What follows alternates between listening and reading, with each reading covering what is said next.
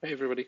So in this video, we want to talk about the latest changes to 4.6.12 and 4.6.13. Per tradition, we only talk about the GUI changes and the tool changes at the start of the video, and then I'll dive a little bit more detail into core changes for developers that actually want to know about those stuff. So in the point 12, one of the issues that was closed is this 482, and it's about pattern tool hanging when you are in a detailed view or you are in a sort of like a different vertical view. That's what I figured out. So now one of the things that we have done in this on the 4.12 and 13 changes is that the make pattern tool actually works on any planar view, whether it's a section elevation or a plan. It understands the plane of that view, and it would extract the correct axes from the line work that you have selected to be able to create the pattern for you. One of the other things that I've added is this view scale that shows the views, the scale that it has picked up from the active view just as a confirmation, so you know when you click create what view scale it would use to create the patterns for you for the detailed patterns, obviously. In the newer, in the point 13 change, there was another one that was updated in 272. It was about the exporting of the patterns to a PAT file and the accuracy of these numbers that it uses to export. So like they will show up like this is 1200 millimeters, and the pattern looks like that. The reason for this is that Revit uses internally imperial format, imperial unit system to do all these calculations. That's why getting these numbers right is incredibly hard, because we have to I have to do some conversion in this. Basically, that's what Revit does. I feed it these numbers, but he actually does its math in imperial behind the scene. That's as far as I know, but I managed to sort of like fix it to be able to export the numbers correctly when you are on a metric model. You're exporting to millimeters, and so the numbers don't go crazy with too much, you know, too many small fractions after the number. So that's that, and then let me know if this is not fixed for you. I'm not 100% sure that this is actually fixed, but I think it should be good for now. And then the obviously the pyRevit Labs project has been merged into pyRevit, so that's one of the other changes we'll talk about later. I've added a tool to import CSVs from CSV files. So let's say I'm going to go into this model. The tool has been placed under schedules, create schedule from CSV, and when you click on it, I'll ask you for a CSV file. I'm going to click on this and hit open, and it's going to ask me for a category that I want to create this schedule for. Generally, we use a element category that we don't use, like for example internal point loads or something like that, that we don't use to create these key schedules and insert the data that we need into this key schedule to create this sort of like a flat schedule that's really not tied to anything in a Revit model. So I'm going to select that, and I'm going to see an error here that we'll talk about it in a bit of detail. So it tells me that it needs these three parameters for it to work. The reason that it's showing you the error is that, as far as I'm aware, the Revit API doesn't allow creation of project parameters. There are ways around this to create sort of like a shared parameter and then import it here and then disconnect it from the shared file, the shared parameter file. But the challenge is that project parameter is still a shared parameter, so it won't get scheduled in the key schedule. You can't list it in a key schedule, so it doesn't really work with this tool. So the tool basically tells you that you need to create these parameters, and we'll go into detail about how these parameters are set up. So if I go and open that file, let's open it in my, actually, let's open it in VS Code, so it's all colored and done nicely.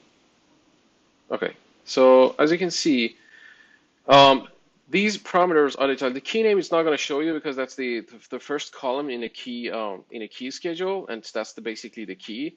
In this is a CSV that I've made for what is it called? The abbreviations. So it shows you a sort of like a small format, a short format for something, and it gives you an explanation in front of it. And I've just added this extra column at the end of it, like D2 integers and whatnot, that we can, I just added a bunch of numbers so for the sake of the presentation. So as you can see, this each one it's a comma separated format. So the first row is the definition of the columns really. The first one being the key name. The second one is pound abbreviations, and that's the name of that column. And then you can see this is completely optional to you whether you want to add this or not, but you can add a vertical line and then put the type of that parameter right in front of it. So that's a text. D2, that's an integer. D3, that's SVAC density. So basically, you're telling the import tool that this is the expected the data format of the data that lies on these lines. Like for example, see in this row, this is the HVAC density. That's exactly, and I've made it like this because most of the times that's how it gets exported from the schedule, because that's how you're visualizing the data in schedule. So when you actually export it, it writes it just like this. So it kind of makes sense to sort of like define the type of column for that column, but it's not mandatory. So right now I have to go and create these three parameters in my model.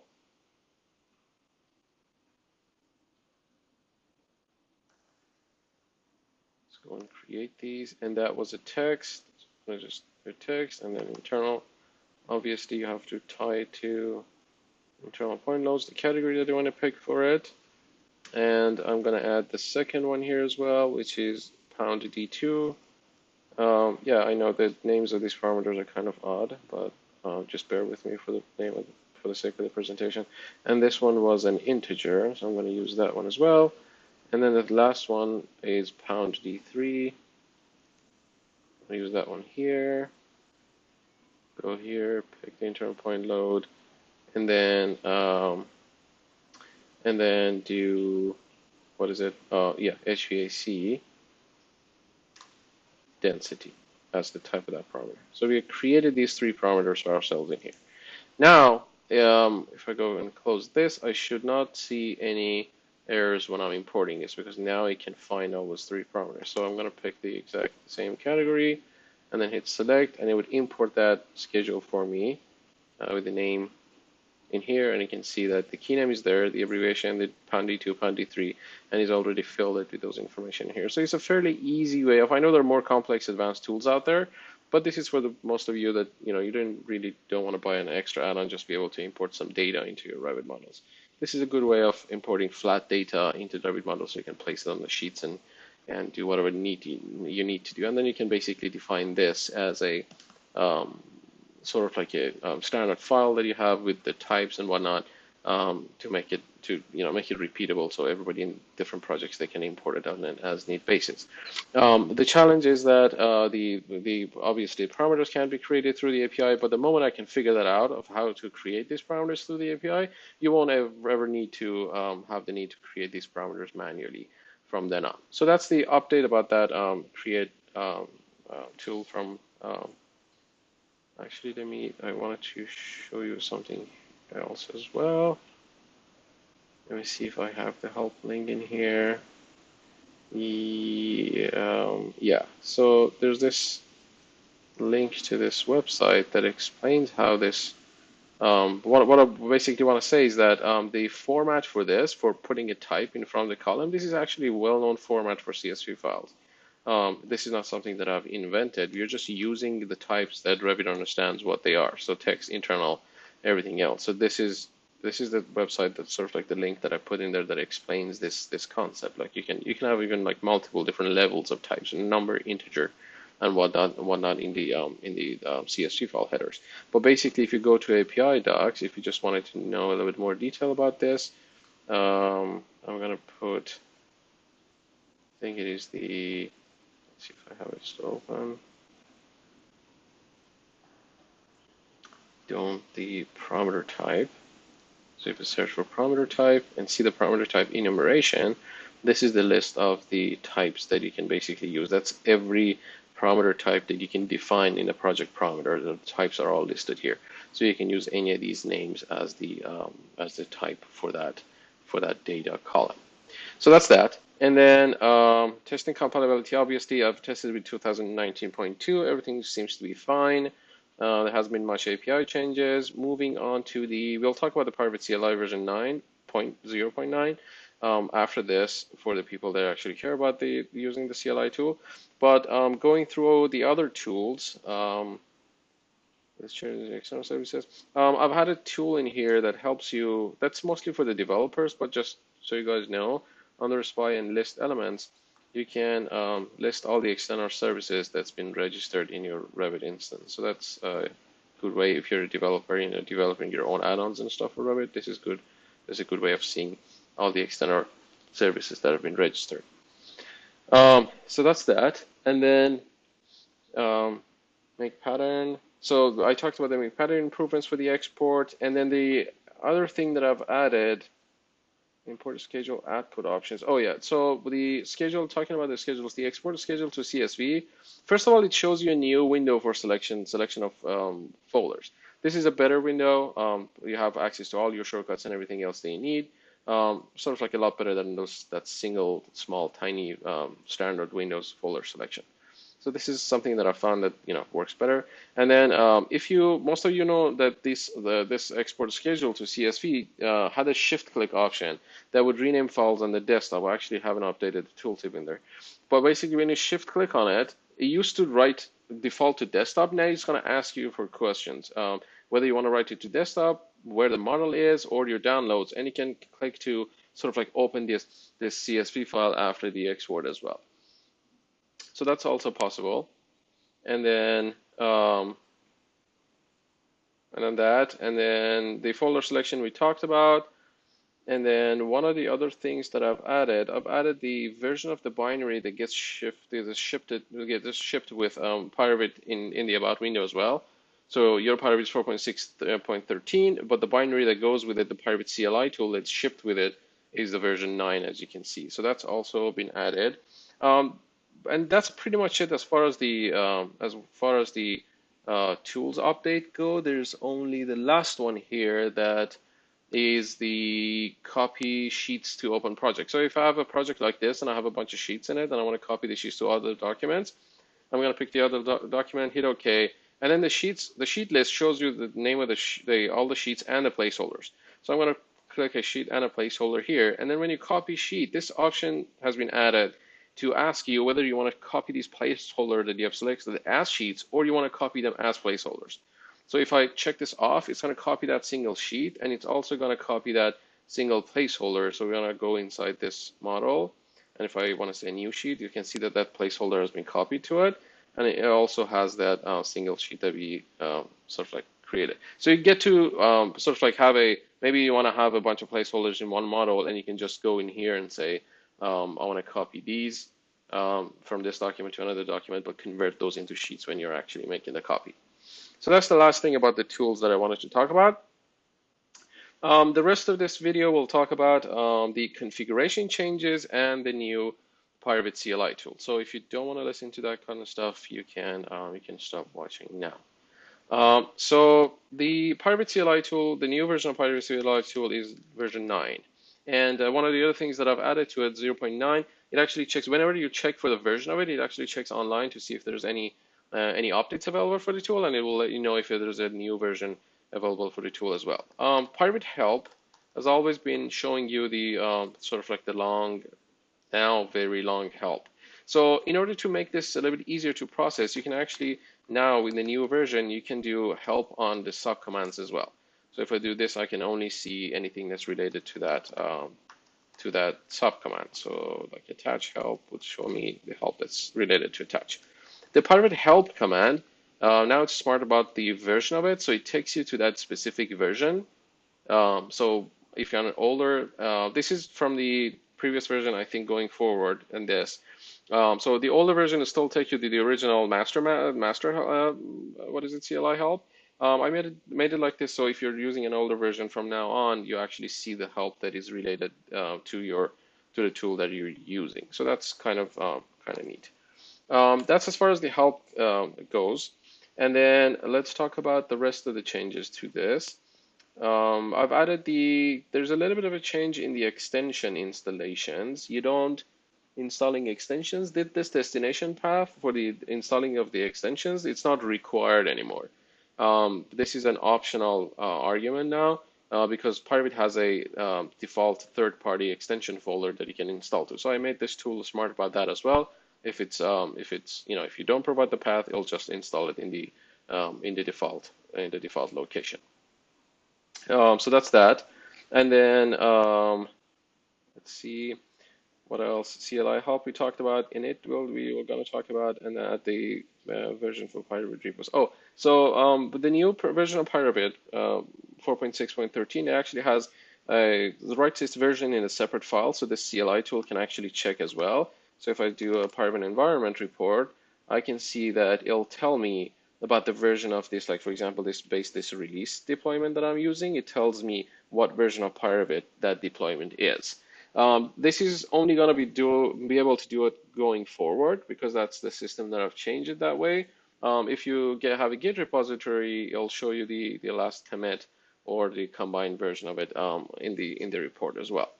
So that's something neat that I've added to it just going forward for all the repos and stuff like that. So that's there. And then the biggest change is that the pyRevit init command is now finalized. It hasn't been implemented before. But pyRevit init basically, let me go to help and pull it there. It helps you create your own, creating pyRevit extension bundles. It helps you create extension bundles for pyRevit easily. But by extension bundles, I mean for you guys developer, you know that all the tools and stuff like that come in bundles like this, and they have a certain extension name to them, a postfix to them that it's different for different types and whatnot. But a lot of times you have to create, like in my environment, I have to create tools every couple of days. So I kind of want to have a system ready for easy creation of all these tools. So now pyRevit under bin directory has a templates directory that I'm going to push like standard templates, like the push button right now has a standard icon and has a standard script with some imports and whatnot already written in it. So it has a basic structure. So when I say, let's say I want to use this to create a new extension, I can say pyRevit init. I want to create a UI extension. It's going to go to create it on the basically the directory that I have right now, and I'm in right now, the current active directory, which is home desktop. So I'm going to call it my extension, and it's going to create that for me under this my extension because I told it it's a UI extension. It knows which postfix it needs to use for it. So now cd to that directory, and I'm going to say pyRevit init create my tab. Well, actually, sorry, my tab. It's going to create a tab for me, cd my tab, and I'm going to go create a panel, my panel, and then cd my panel, and then now I want to create a, let's say, a pull down button. So it would be a pull. So if you run help on it, it'll show you all these like different options that you have: pull, split push, smart, command, blah blah blah, different things that you can create. So I'm going to use that to create, let's say, a pull down. I don't know, all tools, let's say, because it's a pull down. So it's going to create that for me, and I'm going to cd to all tools, and I'm going to go create a bunch of push buttons in here. So I'm going to say push button, and I'm going to name it command 1. And I'm going to use the template here. See that option there? I'm going to say use the template. So it uses that template for me, and it tells me that directory created from the template. And that's the original templates that he has. There's a templates parameter that you can give it the path of your own directories and templates and whatnot. And I've explained this here, creating your own bundles templates. You can just have one directory somewhere on your development drive and whatnot. And you can, every time you're creating that, you can just give it the path. And instead of using its own templates, it'll use your templates to create the bundles that you need. So let's say let's do another command and another command. Okay, so now I have this directory structure on my desktop that is the extension, tab, panel, pull down, push button, another push button, and another push button. So I have that one. So I'm going to go into pyRevit settings. I'm going to give it the path to my desktop so you can find that extension. Actually, I should have hit reload. So let's reload pyRevit. It'll find my extension, and it will generate the necessary stuff for it. My tab is there. All tools and all the commands are basically created here this easily. And then you can come here and say, just click on this, and now you can go and edit things like that. So if you're in a directory and whatnot, if you're sort of like used to using command prompt, it's a fairly easy way of creating bundles without worrying too much about the folder extensions and stuff like that. So I'm just going to go and remove that folder from here. Okay, and that's it pretty much. Let me know if you, actually, let me just make sure that that's everything we want to talk about. We talked about all these. Oh, the configuration file is the last thing that I wanted to talk about. So previously, if you had used the configuration file ever, you would have seen that there's some paths, the folder paths, that have been just sitting there without any encapsulation in the quotation marks and stuff like that. I've fixed this, and I've made the tool smart enough to upgrade your configuration files automatically, but let me know if you see any errors.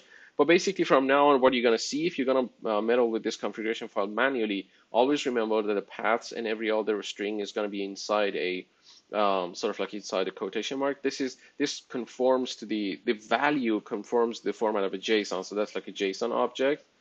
This in front of it. Sort of for now. I'm keeping the sort of like the INI format of it. It's still the same because it's the most familiar for the most Windows users. But basically, all the path and everything else inside it is inside quotation marks, and because you have this slash character, it has to be escaped. So that's why you see two of these slash characters right after each other. So make sure if you're copying and pasting a path, doing this manually of editing the pyRevit configuration file, you need to do this. Be aware of this change. The pyRevit CLI tool is actually smart about this change as well. It will upgrade the configurations that you have, but let me know if you see any errors. And then we talked about the folder selection, schedules, and everything else. That's as far as it goes. The other thing that I want to very quickly touch upon is that I'm gonna sort of like slow down pyRevit development a little, just so I can focus on the what's his name, the documentation. So the documentation is here, obviously, and I'm gonna add more articles to this and sort of like go and spend some more time, quality time going forward to document this as much as possible, so everybody else can contribute to this project much easier. That's it for me. Have a good week, and let me know if you see any errors, and we'll keep this updated and resolved as I can. Thank you.